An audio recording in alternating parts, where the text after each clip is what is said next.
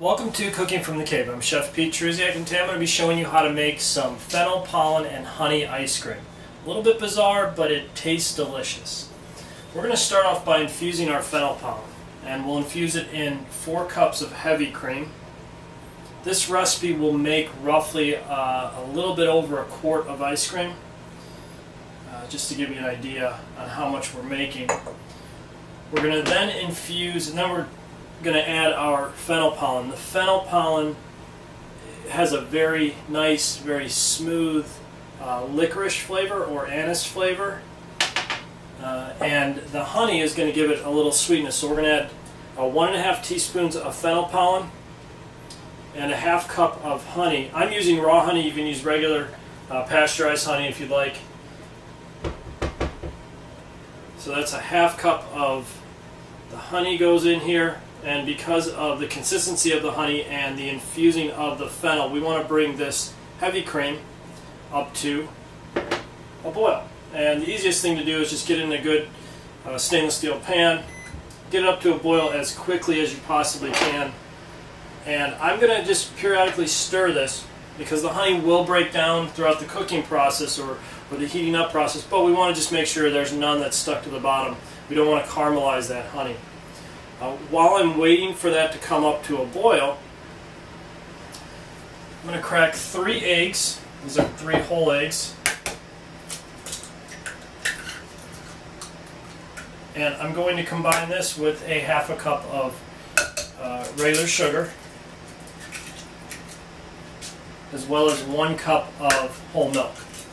Now what this will do is the milk and the sugar will help temper or help with the tempering of the eggs. And the tempering of the eggs is nothing more than bringing the eggs up to the temperature of this heavy cream infused mixture over here. And this could be any sort of ice cream you're making. So if you were doing vanilla bean ice cream, if you were doing a sweet or a fruit flavored ice cream as well, you would still be adding that flavor to this. You'd be bringing it up, you'd be infusing that heavy cream with it, and then you would still be tempering those eggs. So this is a good step to learn over here regardless of what we're making on this end. But I really do hope you try this ice cream because, one, fennel pollen honey ice cream is not very popular, but once you try it, you'll love it. And 2, it gives you that kind of different type of dessert flavor that you can put with any sort of apple pie or any sort of real stone fruit type dessert. It gives it just a subtleness, a sweetness, but also that just a little bit of licorice flavor at the end as well. Alright, so I can hear my heavy cream is starting to boil, and whenever you're cooking with milk or you're cooking with heavy cream, or any dairy products for that matter, it will come up to a boil and you could have the potential for that overflow of your pot. So just keep an eye on it. Don't walk away from when you're cooking with the dairy products. Even butter to that extent will do this. So just watch it. You'll notice that your volume in your pan will begin to rise up. Once you see that, you're going to immediately bring it down to a simmer. And we're just going to stir this periodically for the next, say about next half an hour or so on a real low heat. Some of the heavy cream will start to cook off. It'll turn to steam. It'll reduce a little bit. That's okay, because once we start to add everything else, it'll just intensify that already great flavor of the ice cream that we're doing over here.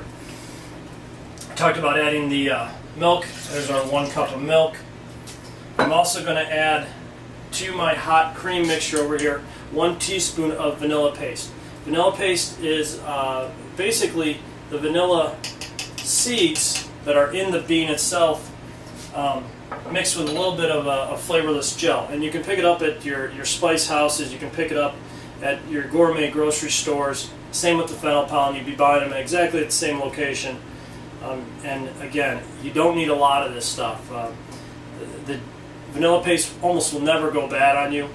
And the fennel pollen, this is only 1.5 teaspoons. So you can buy what you need for it and try this recipe out. I'm sure you'll fall in love with it, so I'm not too worried about you liking it or not. Just going to stir in that vanilla bean. Keep an eye on what's going on over here for the next half an hour or so. We're just going to whisk our eggs and our sugar and our whole milk together in our pitcher over here. And I'm just using a glass pitcher. You could use a stainless steel bowl if you want, but just so you can see how I'm tempering that hot liquid into here when we get to this stage. So come back in about 25 minutes or so and we'll take you to the next step. After 30 minutes, the fennel pollen has infused in with the heavy cream. We're going to just temper the eggs, and tempering the eggs is just slowly pouring a little bit of the heavy cream and fennel pollen in with the eggs, not, I'd probably say maybe a third of the volume of liquid or a quarter of the volume of liquid. We're going to whisk up the eggs. I like using a glass bowl or a metal bowl so I can feel the heat, making sure the eggs don't get too hot. Once it feels like it's raised a little bit in temperature, you could even put a thermometer in here. You don't want the eggs to ever get above 160 degrees. So if you were using a thermometer, keep your eye on the thermometer. But you just want to bring it up warm enough so that when you go ahead and reintroduce the egg or the tempered egg mixture into your ice cream base over here, it's not going to cook the eggs immediately. And if you notice, while I'm doing that, I'm also stirring this liquid. And stirring is going to incorporate air into this liquid. Air is going to cool down our liquid so that it also helps with the eggs so they don't cook. Again, 160 is our temperature we want to watch out for. If you're using a thermometer, you could definitely have the thermometer positioned in here. And on low heat, I'm going to just keep stirring this. If a bubble breaks the surface, it's too hot. So again, keep it at low heat and just stir it and stir it. You're probably going to be here stirring for about 5 to 6 minutes, depending on your heat. You'll notice that this liquid starts to thicken up almost to the point, I'm going to underline that for you, to the point of custard, but you don't want it to turn that thick. If it turns that thick, your ice cream is going to be very, very thick, and you won't have the consistency you're looking for. So just keep stirring this, and again, in probably about 5 or 6 minutes, we'll come back and I'll show you exactly what the consistency is that we're looking for. A great way to check to see if your ice cream is ready, get a dark colored or a wood colored spatula or something, draw a line with your finger. As long as the cream doesn't fold back together and it kind of leaves that line where you drew with your finger, your ice cream base is actually thick enough now where we can go ahead and strain it and put it in our refrigerator for overnight. Now, talking about putting it back in the refrigerator, putting it into the refrigerator, the best thing to do is let the ice cream base cool down completely before you cover it. I know a lot of people have a tendency, they want to cover their ice cream or cover what they put in the refrigerator, but let it cool down, then put the plastic wrap on top or put a cover on top of it. We're just going to strain this out in case some of our eggs did cook. I'm pretty sure they didn't, but this is just a good habit to get into when making ice cream. You want your ice cream to be as smooth as possible. So, just going to go ahead and let this strain off. Again, I'm going to put this in the refrigerator, let it sit overnight, cool down. I'll cover it in about 2 to 3 hours.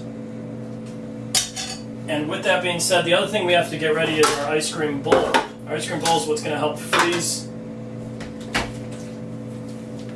the ice cream and actually make it nice and creamy and have great texture. So we're going to put the bowl into the freezer. We're going to put our base into the refrigerator, check it in about 2 to 3 hours, cover it, and then we'll come back tomorrow night and I'll show you how to finish up and make some great delicious ice cream. Alright, so it's the next day. Let's check on our ice cream in the refrigerator.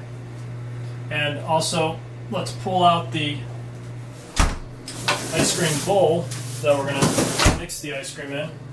Remember, this has been in the freezer. The ice cream's been in the fridge.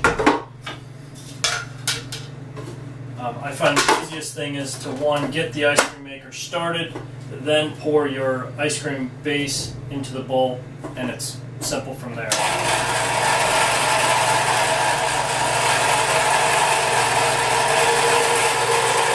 What happens is the ice cream around the edges is going to freeze and it's going to get pushed towards the center of this, and then whatever touches the edges gets frozen as well. This process here will take about 30 minutes. It's let's come back after 30 minutes and take a look at this. Okay, after 30 minutes, the ice cream is nice and solid. And at this point, we can scoop it out, plate it up. You can even scoop out all of this, put it into another container, put that in the freezer, serve it later. But I think serving ice cream right now is the best because it's still that nice and soft state. And I'll be honest with you, I've been sneaking some tastes here and there, and this tastes delicious. So here you go, your honey fennel pollen ice cream. Takes a little bit of time, but with the right amount of patience, the right ingredients, you're going to create a wonderful dessert and an ice cream everyone's going to remember. Thanks again for watching Cooking from the Cave. I'm Chef Pete Trusiak, and I'll see you real soon.